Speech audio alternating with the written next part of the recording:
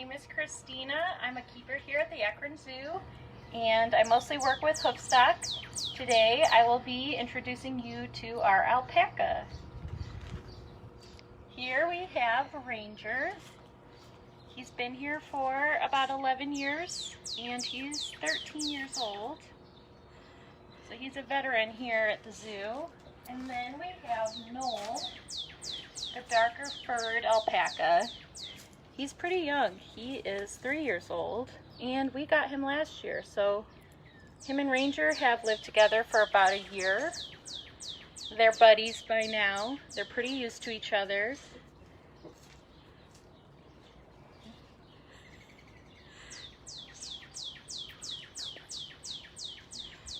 I'm going to put some straw down for Ranger. He's a big fan of a cushiony bed.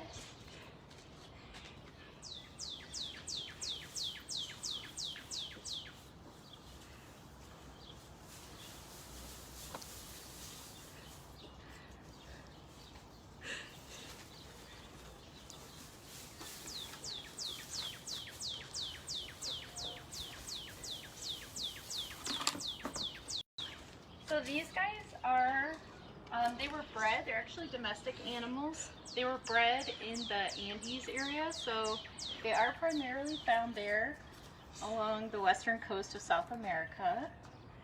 I think Ranger is a little suspicious of us because there's two of us in here right now. We might go check out that bed in a little bit. But they are, they have very thick fur, as you can see. It is getting warmer here in Ohio, so they will get sheared soon. We shear them once a year, which means that they pretty much get a really nice haircut. This thick fur gets shaved down pretty close to the skin so that it can keep them nice and cool in our warmer months here in Ohio. But it is really nice to have that thick fur in the winter. These guys will stand out in the snow and let snow accumulate on their backs, and they don't seem to be bothered by it. But they also have the options of cover and heaters and some nice thick straw beds that keep them warm. So Ranger, even though he doesn't always need the straw for warmth, he really likes throwing his face in it and rubbing his face and body in the straw. I just think he likes it for comfort. And Noel is eating some Timothy hay. So these guys get two different kinds of hay right now. We feed them a lot of Timothy hay, and they also get alfalfa hay a little bit every day. So I'll bring that out in a little bit for them. But Noel's Timothy hay is in an enrichment item. So it's basically just a giant plastic ball with holes cut in it. So we can stuff a lot of hay in there, and he kind of has to like work to get that hay out and pull it out of there. Where these guys were bred in the Andes area, they are grazers, so they are kept in herds and moved around seasonally to follow vegetation, and they graze on grasses and shrubs. Here at the zoo, we give them all of their food, so they can be a little spoiled, but we make sure that they're well fed and that they have a healthy weight and condition.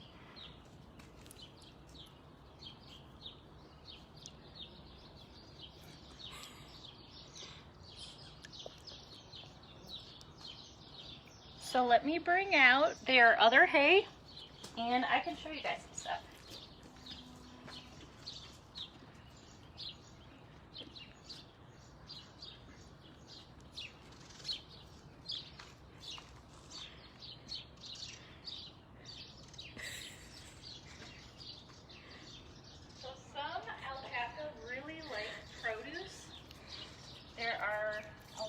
That enjoy carrots and apples and yummy treats like that that are really good for you.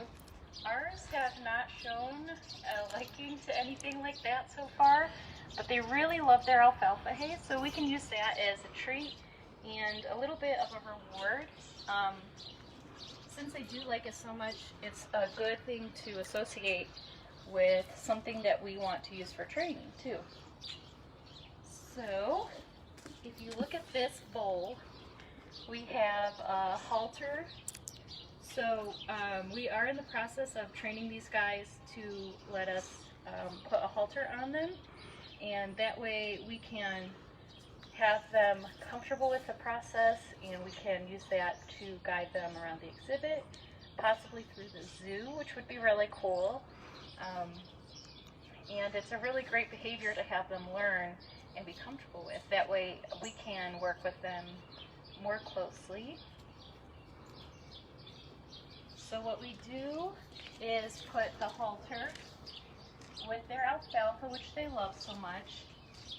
And as they're enjoying this treat, they're also putting their face near the halter, allowing it to touch them and getting used to it.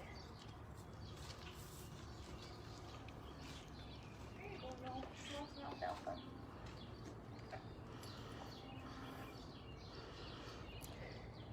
So Noel is a little more shy than Ranger. He is getting a lot more comfortable around his keepers. He is young. He's pretty spunky in his personality. He's very playful. I think he's actually a really great partner to have here with Ranger, because Ranger is kind of a middle-aged alpaca, and Noel keeps him playing and running around the exhibit. They are both pretty curious. Noel is very curious. He likes to come up to us. He'll get really close to our face, sometimes smell our faces. He'll come check out what we're doing, and sometimes when you turn and look at him, he'll back off quickly because he realizes that he's been noticed. They do have their own personalities, so like a lot of the animals you guys are getting to know here at the zoo, these guys do have their own personalities. So what's the difference between an alpaca and a llama? That's a good question. I know that llamas are much bigger than alpaca, and they were just both bred separately. I really don't know that much about llamas, to be honest. So do alpacas spit? They do spit. They spit for a variety of reasons. So they will communicate with each other vocally a lot. They communicate by using their bodies. So they'll throw their necks at each other, kind of like jump around near each other. Sometimes it's for dominance over food or territory, or kind of a hierarchy thing, like I'm bigger and tougher than you. And sometimes they send their message across by spitting at each other.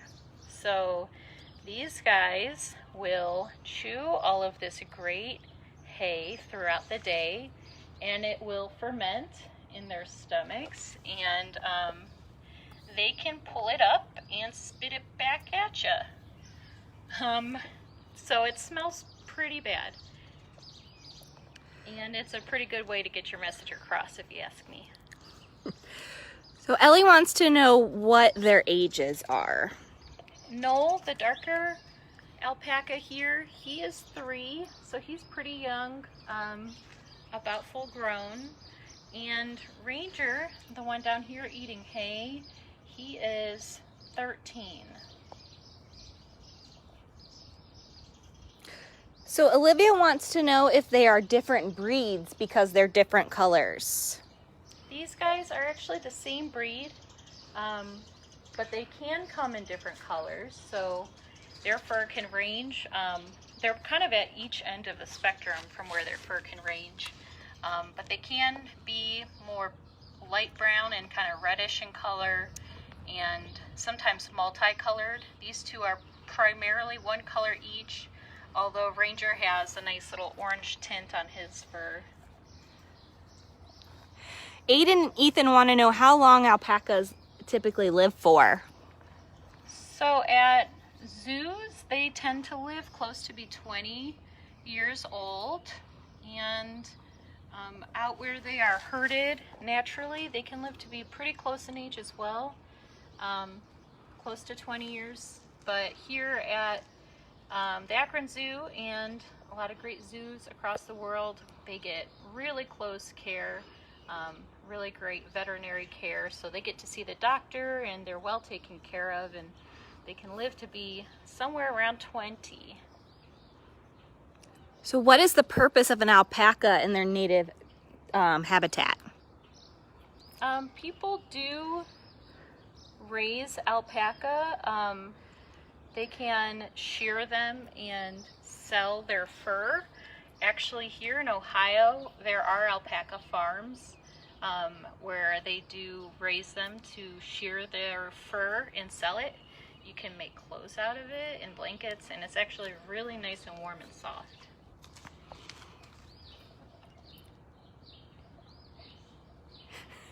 Do they have sharp claws? If you can get a good look at their toes, they do kind of have some hard toenails. They're not really sharp to a point. They are a little bit, but they wear down pretty well. So what we have them on is kind of like a rocky dirt ground. It's pretty good for keeping those toenails back, for kind of filing them back as we move around the exhibit. So they don't get super sharp, but they are kind of pointed. So what do we do with the wool when we shear the alpacas?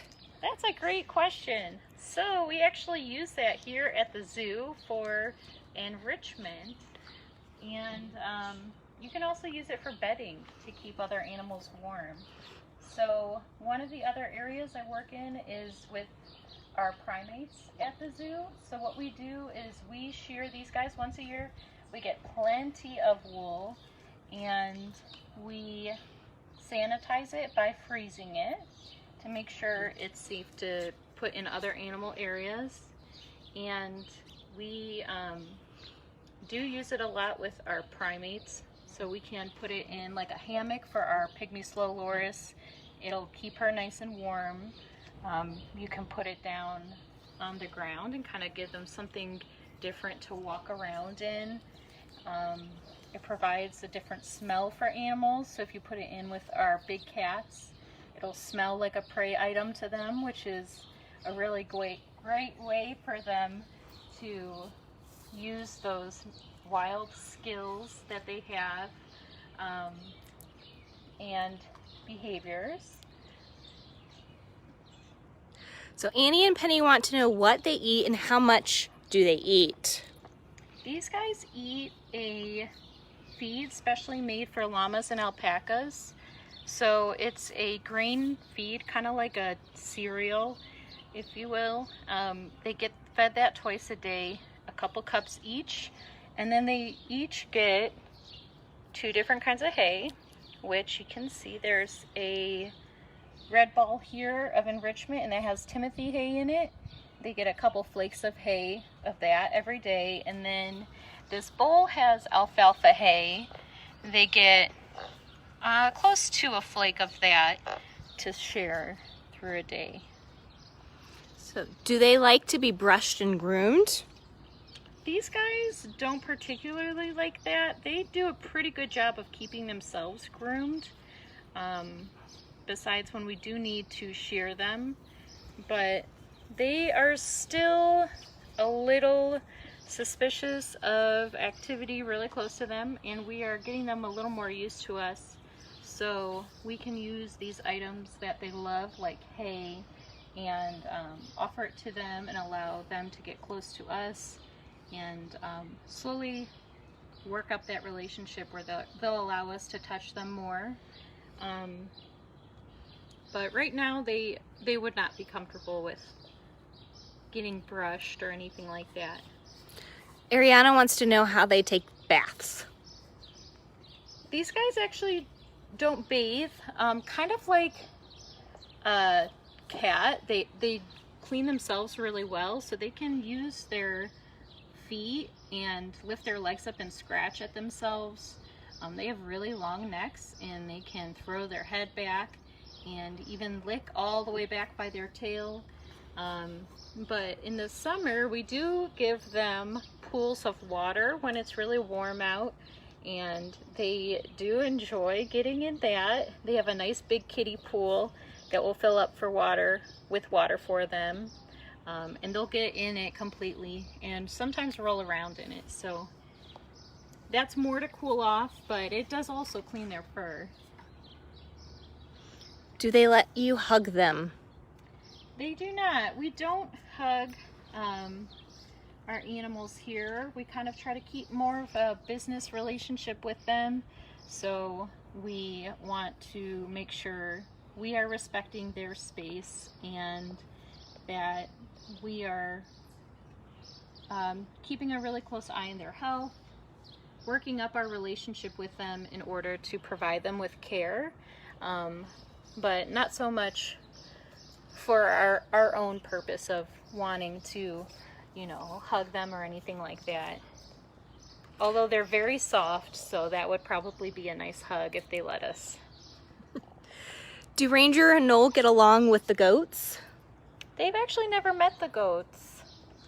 They live down here in the Legends of the Wild area, so when you come to the zoo, it's one of the first areas you'll walk through. And the goats live all the way up in our new Pride of Africa area, and they're kind of at opposite ends of the zoo here. But they do get along with each other for the most part. They like to do a sort of wrestling activity sometimes, which is normal for alpaca. And sometimes they work themselves up and they spit at each other. But other than that, they seem to get along pretty well. We do just have the two alpacas, Noel and Ranger. So do they get along with other llamas? They have not met any llamas either, so this exhibit here is kind of by itself. They can see some other animals here, so we're kind of overlooking part of the waterfowl pond, and they can see the waterfowl that we have on the pond throughout the day. They're pretty used to hearing them. And there is a little bit of a corner where you can see our condors running up and down the hill of their exhibit, and it seems like they're pretty used to seeing them too. But other than that, there aren't any animals at the zoo that they interact with, although they do have an open exhibit and sometimes wild birds fly by. They'll come through and they'll pick through their hay and stuff like that for seeds. So they do interact with some wild animals occasionally. Ricky wants to know if they're intelligent. They are. They learn pretty quickly, and they seem to have a pretty good memory. But they're also pretty adaptable, so they're pretty interesting to work with, because sometimes they don't want to do something that we want them to do, and that's how important training is, and how important building a relationship with them is. So we try to work closely with the animals every day. That way we can work with them for different types of care that they need. So are alpacas pack animals like llamas? They are kept in herds in the Andes region and in a lot of other areas across the world. Like I said, they are kept in Ohio as well. There are alpaca farms. And that's why we make sure that we have at least two here together, because they're not animals that are known to do well by themselves. And we make sure that ours have at least a companion. So when they put their ears back, does that mean they are concerned or being careful with what is around them? It can be either. So that's a really good question. They use their bodies to communicate. They communicate with each other, so they can use their ears and their body movements to show that there could be an alarm or a reason to be on alert. Sometimes they perk their ears up just when there's a loud noise nearby. And they do watch each other. So there's a siren going by right now, and Ranger just perked his ears up, kind of has his head propped up, and he's looking around following the sound. Noel is busy right now, so he is not watching Ranger, but I have seen them react to each other and their body language. So is the heat and humidity here in Ohio a problem for them? It doesn't seem to be a problem. So where they are from, it can range in weather. It's not a completely dry area either where they live in the Andes area. So we keep a close eye on these guys, making sure that they have fans blowing on them, a nice open area and cool water to lay in if they need it. We check on our animals throughout the day, every day, so from what we've seen, it doesn't seem to be an issue for them. Lacey wants to know what they drink. They drink water. We haven't tried juice or anything with them because water seems to be all they really need. And I do have an interesting fact if you guys would like to learn a little bit about their poop. That's always fun to talk about. Zookeepers talk about it a lot. So Noel was just going to the bathroom over there, and if you guys visit our alpaca exhibit at the Akron Zoo, you'll notice that there is a little bit of a latrine area. So these guys go to the bathroom in the same place every day, and one thing that they do is they smell each other's and their own poop. So it's kind of a different way to communicate, if you will. It's a way to know how each other are doing and how they are doing. So Noel will smell his own poop, see how he's doing. He'll smell Ranger's poop to see how Ranger's doing. And they actually check on it throughout the day, every day as well.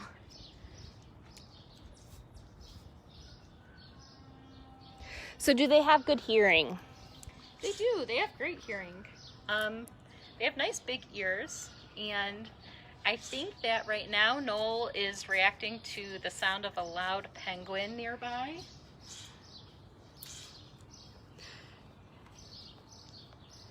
So are they endangered? These guys are not endangered.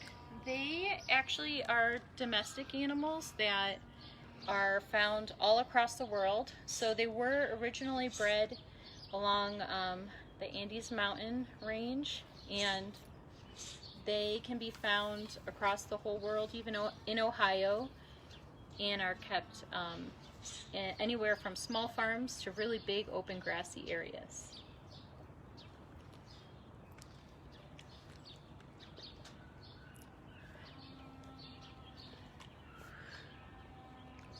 So why is the enclosure called the llama exhibit? Did we once have llamas? So I am pretty sure that we did. We even still have a sign that says llama encounter here, because there were once llamas here. I was not a keeper here and have never seen the llamas that they did used to have, so I don't know a lot about them. But I am pretty sure that we did have llamas here at one point. It's a good question. Why do their teeth stick out? So those are their incisor teeth. To have teeth that stick out like that, it's actually a great way to tear. So they can tear away vegetation. If they were to eat like a really nice big dry shrub, they could tear a branch off, or tear leaves off of a branch to eat it. And then they have nice big molars in the back so that they can chew everything really, really well. All right, Ranger. What is their favorite enrichment item? I think that anything we associate with their food, they interact with really well. But this one that they have out right now, I would say, is probably one that they interact with the most, even if there's not food in it. There have been keepers who have seen them kind of like push it around with their hooves. I haven't seen them play with it a lot without food, but they do move it around the exhibit as they eat food out of it. So that's pretty cool to watch. So, they have a lot of hair on the top of their head. Do you ever need to pull it away from their eyes? We don't pull it away from their eyes. Believe it or not, he can actually see really well through there. But it is getting very close to when they will get sheared. So it will get trimmed back quite a bit. In about a month or so, we'll have a professional come to the zoo and he will shear them. He will trim all of that fur back for Ranger and Noel. And until then, we don't pull it back or anything. But that's a good question. I do have people ask that a lot when they visit us at the zoo, because it kind of looks like he can't see, but he can see really well. It doesn't cover his eyes completely. So why does Noel have all of that straw on him? These guys will sometimes be found throughout the day with straw and hay all over them. Sometimes they like to roll in it. They'll roll in it.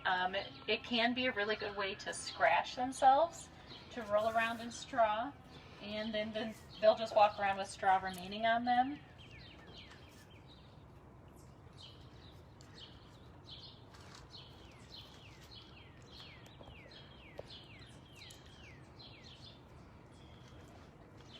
Alright guys, well thank you so much for joining us. I hope you learned a lot about alpacas. I really love taking care of these guys. They have great personalities. They keep me on my toes, and they teach me a lot about being a patient trainer and keeper. And they're really fun to watch and get to know better. So hopefully you guys can come visit us soon and see these guys in person. Thank you.